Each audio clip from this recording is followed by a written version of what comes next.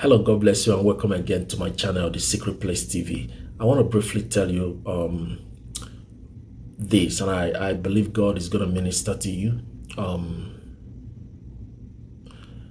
If you are under a pastor that you are not comfortable with, you attend a church and you are not comfortable with the pastor, you don't like the pastor, you don't feel comfortable with the doctrines or his teachings, this video is for you.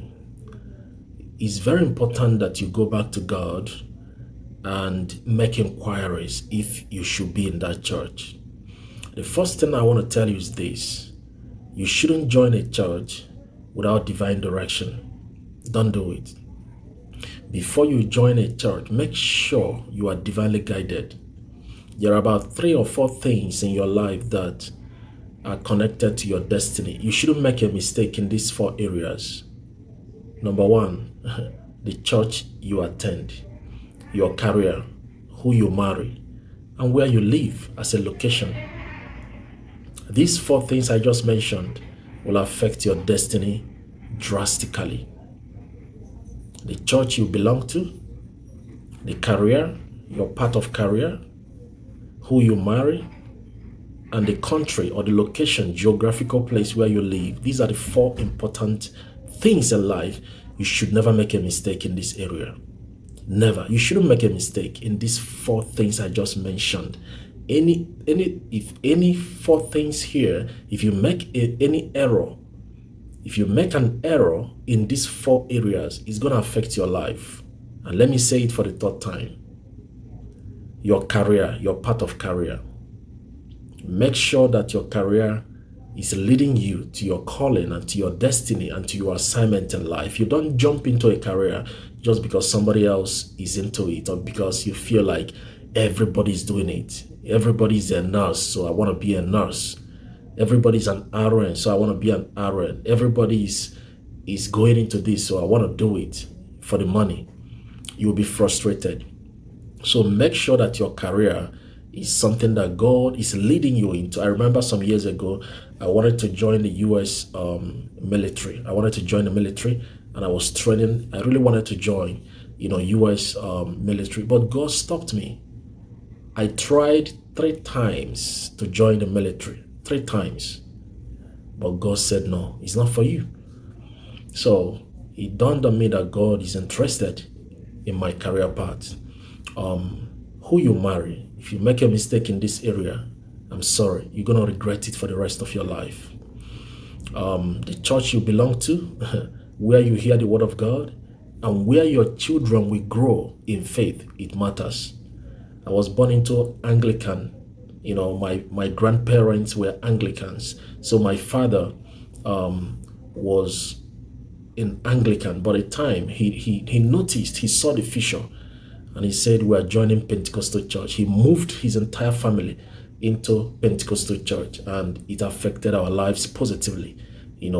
I got saved in the Pentecostal church, and I began to grow in faith. My siblings, everyone, we began to grow in our careers, in our lives. We saw the light. I'm not saying that Anglican is not a church, please. That's not what I'm saying. It's for some people, and if it's meant for you, stay there. If Catholic is meant for you, stay there. There's no church in heaven. So I'm just saying. So location where you live.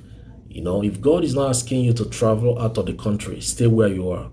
That's what I tell my friends. If God didn't tell you to travel out of your country, stay where you are and work.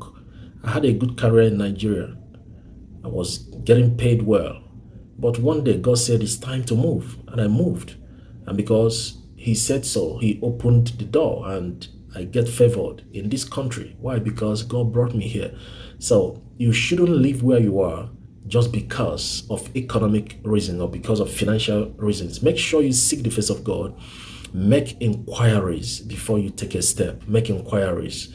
Make inquiries. I'm telling you, there are steps you take, you might regret it for the rest of your life. So this is very important. So this video is not about divine direction. I think I did a video on divine direction.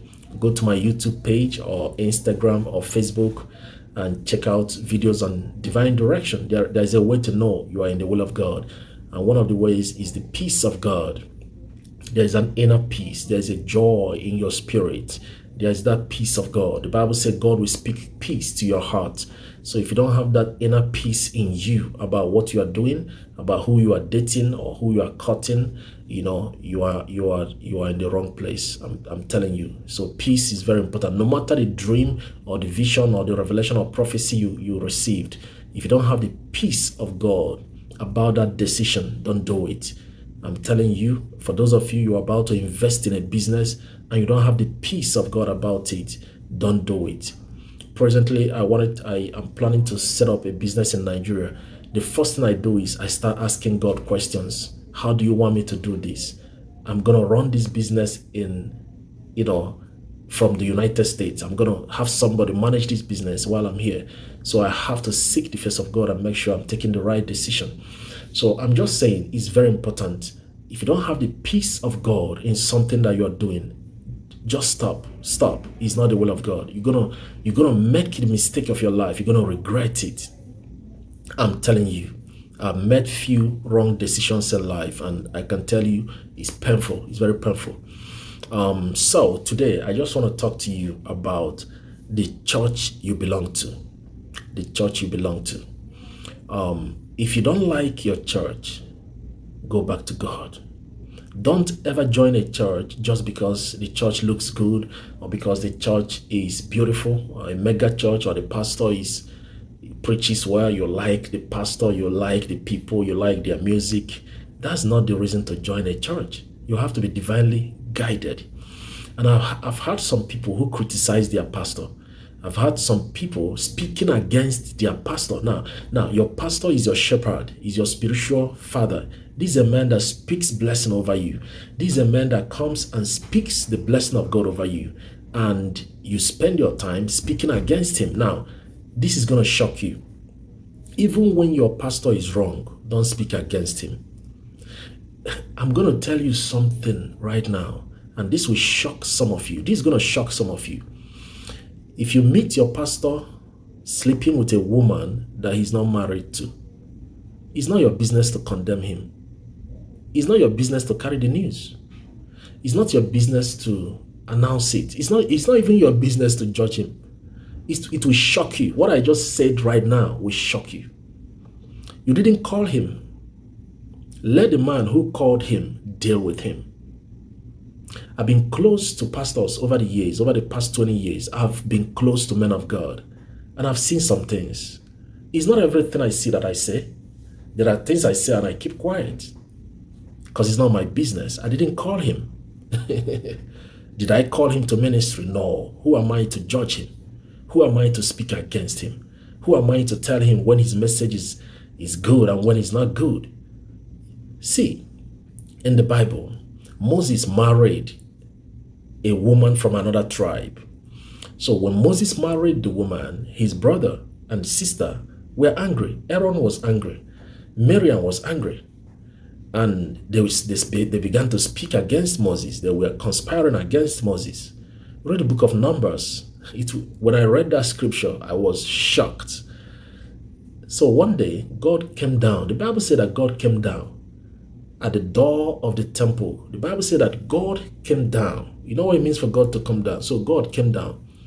And he told Aaron and Miriam, come closer. I want to talk to you. They came closer.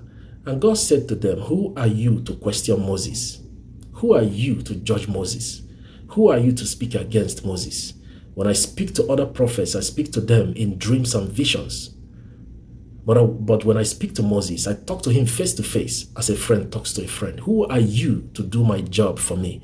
Did you call Moses? Do you know when I met him at the burning bush? Were you there when I separated him and preserved his life in a basket by the river as a little child? Were you there? God was questioning Aaron and Moses. They couldn't answer the question.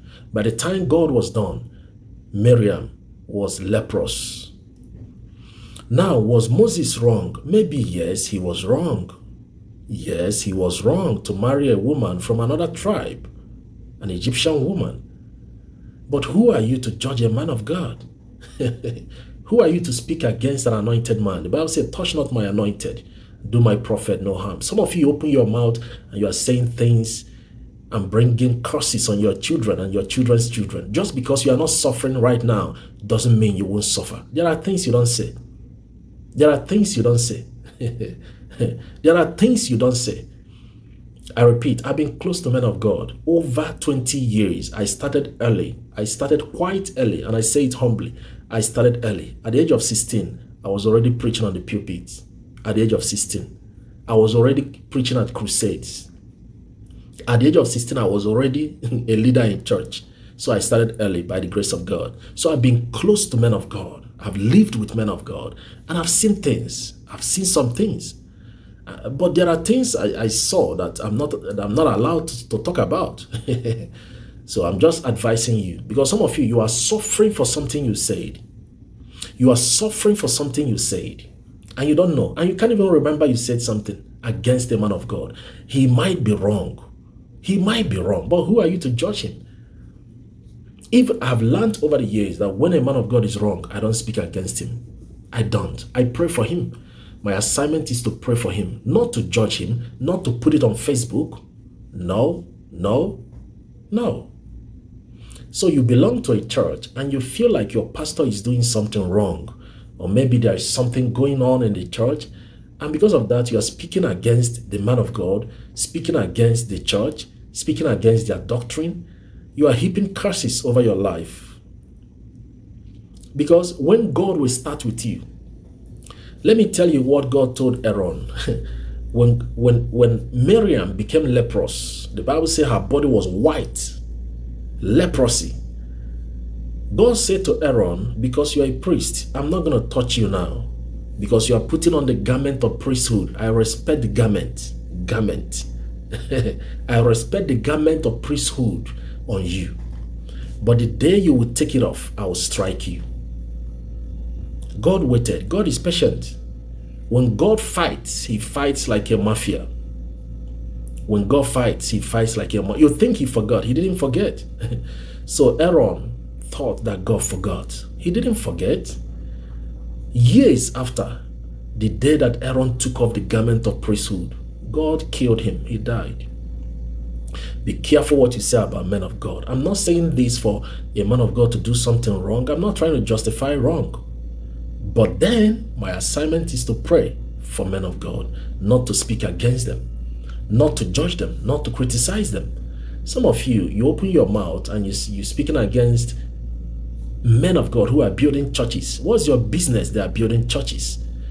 What is your business? Some of you say, oh, why are they building big churches? They should build factories. Oh, well, did you call them? You think they started? Some of those churches, they are not using church money to build it. I'm telling you, some of them is not church money. Some of them is giving. People are giving. Even unbelievers are giving. Even unbelievers are giving. You think it's your money? Be careful what you say to an anointed man. When you see a man, and some of you are married to pastors. Let me speak to pastors' wives. Your husband, if he's a pastor, pay attention. If your husband is a ministry, pay a careful attention. He's your husband, but he's not your husband. I will explain what I mean. What I mean is this. He's first of all a man of God before he's your husband. He is first of all a man of God, and now he's your husband. Therefore, you got to respect him. Understand that just because you are his wife don't mean you should talk to him anyhow. I have seen God, and I'm telling you the truth, I have seen God kill a wife because of the husband. I know one man of God, a prophet in my town. This man working in miracles, signs and wonders, and the wife was against him, fighting him. One day the wife died. He married another wife, and the ministry continues. Be careful what you say against a man of God. If you don't understand him, keep quiet and pray for him. Just keep your mouth shut and pray for him, because you did not call him. It's not your business. By the time, let me tell you something. God knows how to deal with men of God. At the end of the day, God dealt with Moses. God dealt with Moses. God knows how to deal with men of God. The Bible says God killed Moses and buried him by himself under a rock. Nobody knows where Moses was buried. God buried him by himself. Till today, nobody knows where the body of Moses was buried. Be careful what you say against an anointed man. When you see a man that is anointed, you should be scared of him. You should be careful. You owe him respect. The Bible says, give them double honor. If you don't know what to say, pray for the person. Thank you. This video came out like a rebuke, but I still love you. I'm just telling you how to stay away from curses. Because, you see, when I was growing up as a teenager, I belonged to a youth prayer group back in Nigeria, and something happened. The assistant leader of that group spoke against our leader, and our leader he is a prophet, he's in a ministry. So his assistant was speaking against him. And when the leader found out, the leader said something. Now, the assistant was a multi-millionaire at that time. He was a businessman, a multi-millionaire, making a lot of money, traveling around the world. And when the leader found out what he spoke against him behind him, the leader said, this guy, you are cursed. As I'm telling you the truth. I saw this happen right before me. That assistant leader begged for food. Everything crumbled. He begged for food. He begged for food. Be careful. It's not everything you say that you see. You see that you say. Excuse me. It's not everything you see that you say. There are things you see. You pretend you didn't see it. I'm just saying. For the sake of your children and your children's children. Because sometimes you won't suffer it. And your third generation will suffer it. Pray for your pastor. God bless you.